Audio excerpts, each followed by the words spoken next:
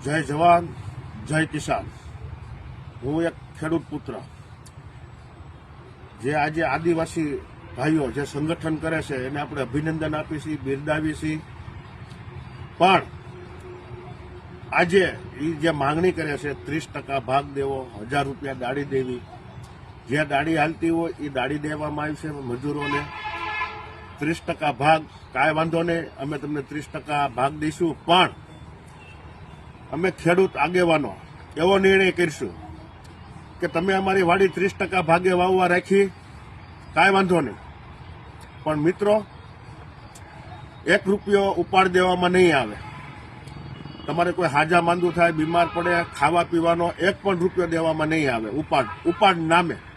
બીજું કે તમે અમારી વાડીએ રહ્યો તો મકાનનું પણ તમારે ભાડું ચૂકવવું પડશે। અમારી જગ્યામાં તમે ઝૂંપડું બાંધીને રહ્યો તોય તમારે જગ્યાનું ભાડું ચૂકવવું પડશે। બીજું લાઇટ બિલ તમારે પણ ભરવું પડશે। ત્રીજું આજે તમારે મીઠું પાણી ભરવા જાઓ તો ખેડૂતોના ટ્રેક્ટર લઈને તમે પાણી ભરવા જાઓ, બળતણ લેવા જાઓ તો ખેડૂતોના ટ્રેક્ટર લઈને બળતણ લેવા જાઓ, એનું પણ તમારે ભાડું ચૂકવવું પડશે। આજે તમે જેમ આદિવાસી સમાજે જે તમે સંગઠન કર્યું, અમે એને અભિનંદન આપીએ છીએ, ના થવું જ જોઈએ, પણ સામે પણ અમે પણ ખેડૂત પણ એક સંગઠન કરીશું। સંગઠનમાં અમારી માંગો આવડી આવી છે। વાડીએ રહેશો તો મકાનનું ભાડું દેવું પડશે, લાઇટ બિલનું ભાડું ચૂકવવું પડશે, ટ્રેક્ટર લઈને પાણી ભરવા જાઓ, બળતણ લેવા જાઓ, એનું પણ તમારે ભાડું ચૂકવવું પડશે। બીજા નંબરમાં 1 રૂપિયો અમે ઉપાડ દેવામાં નહીં આવે। જય જવાન જય કિસાન। 2-3 વસ્તુની ખાસ ધ્યાન રાખો। જો કાંઈ પણ થાય એટલે શું કે આ તમારા આદિવાસી, જો આ લૂંટ કરી, આ તમારા આદિવાસી, જો આ ચોરી કરી, આવા આપણા ખોટે ખોટી આપણી સમાજની બદનામી થાય છે। ખાસ કરીને એક ધ્યાન રાખો, દારૂ પીવામાં કે જ્યાં દારૂ પીને પડ્યો કે આ આદિવાસી આવા જ હોય, પણ આપણે શું કામ એવું થવું જોઈએ મારા ભાઈ? આપણે ઇન્સાન છે તો ઇન્સાનની રીતે જીવો, સારી રીતે જિંદગી જીવો। અને ખાસ કરીને સૂચના એ કે તમારા બાળકોને તમે ભણાવશો, તમે હોશિયાર રહી છે તો કાંઈક બોલી શકશે, તો કાંઈક કરી શકશે, તમને સમજાવી શકશે, 5 જણાને સમજાવી શકશે, કોકને અમે કાંઈક કહી શકશે, એનો હક ઈ માગી શકશે। તો ખાસ કરી જય જવાન જય કિસાન, જય જય ગરવી ગુજરાત। હું નીતિનભાઈ ચોહલિયા, ખેડૂત પુત્ર। આજે મારે એક રીલ્સ મેં 2-4 દિવસ પહેલા બનાવી હતી, એમાં કદમસિંહભાઈએ જવાબ મને આપ્યો છે, તો કદમસિંહભાઈ માટે સ્પેશિયલ આ રીલ્સ બનાવું છું। કદમસિંહભાઈ, તમે જે એ રીલ્સનું જે તમે મને જવાબ આપ્યો એ માયલો કાંઈ જવાબ છે નહીં, પણ તમે જ કહો છો કે અમારી લડાઈ સરકાર સામે છે, તમારા મોઢે તમે સ્વીકારો છો, તો ખેડૂતોના નામ શું લેવા લ્યો છો? ખેડૂતોના નામ તમે એ માટે લ્યો છો કે 30% ભાગ આપો ને 33 ભાગ અમને આપો, નકર 1 લાખ રૂપિયા દંડ ને આદિવાસી સમાજમાંથી એને દૂર કરવામાં આવ્યું છે। પણ કદમસિંહભાઈ, પહેલા પ્રથમ તમે વિચારો, તમારો આ મગજ જ ન હાલે। સરકાર જો સમાજમાંથી કોઈને બહાર નથી નીકાળી શકી અને તમે સમાજમાંથી બહાર નીકળો તો તમે આ તમારા સમાજ સાથે ગદ્દારી કરો છો। આવો શબ્દ જ ન આવો જોઈએ। આજે અમે ખેડૂત પુત્ર મિટિંગો કરી, આ કરી, તો અમે ખેડૂત પુત્રોને એમને કે ભાઈ તું અડધા ભાગે જમીન વાવવા દે કે 3જા ભાગે જમીન વાવવા દે, તને સમાજમાંથી બહાર કાઢી નાખી। કદમસિંહભાઈ, તમારા જવાબ ન કરાય।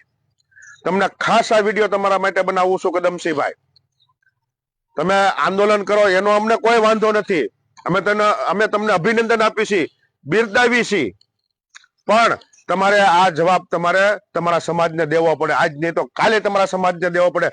સરકાર જો સમાજમાંથી ન કાઢી શકતી હોય, તમે સમાજમાંથી બહાર કાઢવાનું કહો છો, અને ખેડૂત પુત્ર 18 વર્ષ એક શાક ખેતી નો હોય ખેડૂત પુત્ર ગણાય। તમે તમારા સમાજ ઇન્સ્ટાગ્રામમાં ગાળું દે, અને અમારા સમાજ ખેડૂતમાંથી જો તમને કોઈ ગાળું દે, એના મોબાઈલ નંબર લાવો અને એમનું નામ લાવો, અમે ખુદ એને મળવા જઈશું, એની સાથે વાત કરીશું કે ભાઈ આપણે કોઈ આદિવાસી સમાજને ગાળ નહીં દેવાની। અને તમારા સમાજને જે રીલ્સો બનાવીને ગાળું દેશે, કોમેન્ટોમાં ગાળું લખે છે, એને ખાસ કરીને કદમસિંહભાઈ તમે સમજાવજો। અને તમારી એમ ન બોલાય કે આદિવાસી સમાજને અમે છે ને સમાજ બહાર કાઢશું, એમ સરકાર નથી કાઢી શકી, તમે ક્યાંથી કાઢો? જય હિન્દ, જય ભારત, જય જય ગરવી ગુજરાત।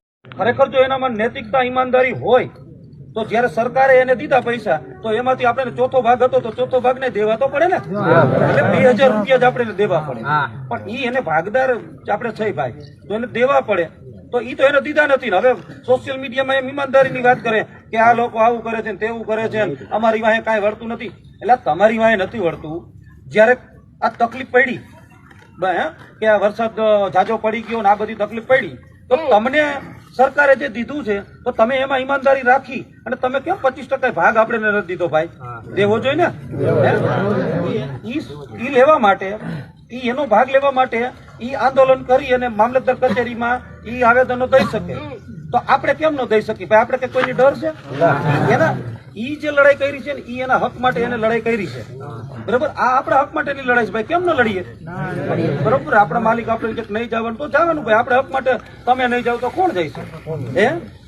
જવાનું. આમાં કોઈથી કઈ ડરવાનું થતું નથી આપણે, બરોબર. બધાનો વિરોધ થાય છે, તમારો થાય છે, અમારો થાય જ છે, બરોબર. પણ વિરોધથી ડરી જઈશું તો આપણે આપણું અડધું મૂકી ભાગી જવું પડશે, બરોબર. તો આમાં માની લો કે કેટલા એવા માણસો આવ્યા, ઠીક છે, કાં તો બારોબાર થી તો આવ્યા નથી, નકર ઈ આવે અહીંયા બેઠા બેઠા આંખું કાઢતા હોય. કેટલી મિટિંગોમાં એવું બન્યું છે. જયારે ધ્રોલની મિટિંગ હતી ત્યારે એક ભાઈ આપણે એના માલિક દ્વારા અવારનવાર ફોન આવવા માંડ્યા, આપણા 3 થી 4 હજાર ભાણા ભેગા થયા હતા છતાંય. તો આપણી આટલી સંખ્યા હોવા છતાંય જો આપણે એને ડરાવવામાં ધમકાવવામાં આવતા હોય તો આ વ્યાજબી નથી, બરોબર. હમણાં તમે જુઓ ઓલા ભાડુતિયા ગામમાં આપણી એક દીકરી ઉપર એક બહુ મોટી ઉંમરના ગઈઢા 30% કેવી રીતે? ચોખ્ખો 30% જોવે. ભૂકાનો ભાગ બી આપણ જોવે 30% માં.